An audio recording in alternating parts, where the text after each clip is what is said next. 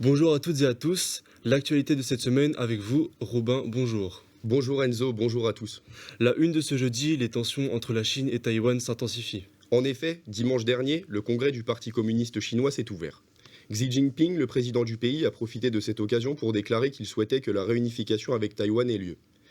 Selon Europe 1, le président a déclaré en début de semaine, je cite, « Nous œuvrerons avec la plus grande sincérité et les plus grands efforts pour une réunification pacifique, mais nous ne renoncerons jamais au recours à la force. » À l'occasion de la fête nationale à Taïwan, la présidente Tsai Ing-wen a réagi aux propos du président chinois en affirmant, je cite, la confrontation armée n'est pas une option.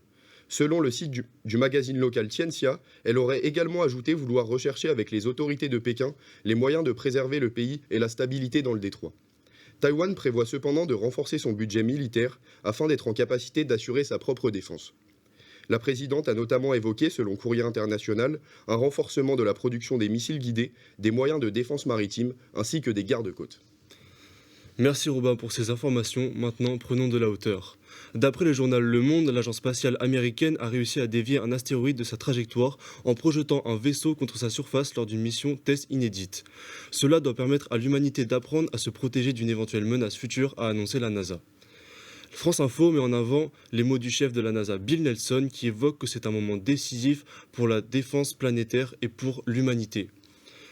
La mission DART, double astéroïde redirection de test, après avoir analysé les données recueillies ces 2 dernières semaines, est parvenue à modéliser l'orbite de l'astéroïde Dimorphos percuté par la sonde de la NASA.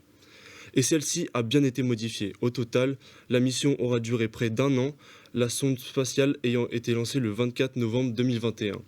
Il lui aura fallu environ 10 mois pour parcourir les quelques 11 millions de kilomètres qui séparent Dimorphos de la Terre. D'après le journal Le Point, la mission la plus importante sera donc de détecter les dangers potentiels des astéroïdes le plus tôt possible pour avoir le temps de mettre en place des moyens pour se défendre, évoque Lindley Johnson, un officier de la défense planétaire travaillant à la NASA. Merci de nous avoir écoutés et passez une bonne journée. Très bonne journée à vous et merci.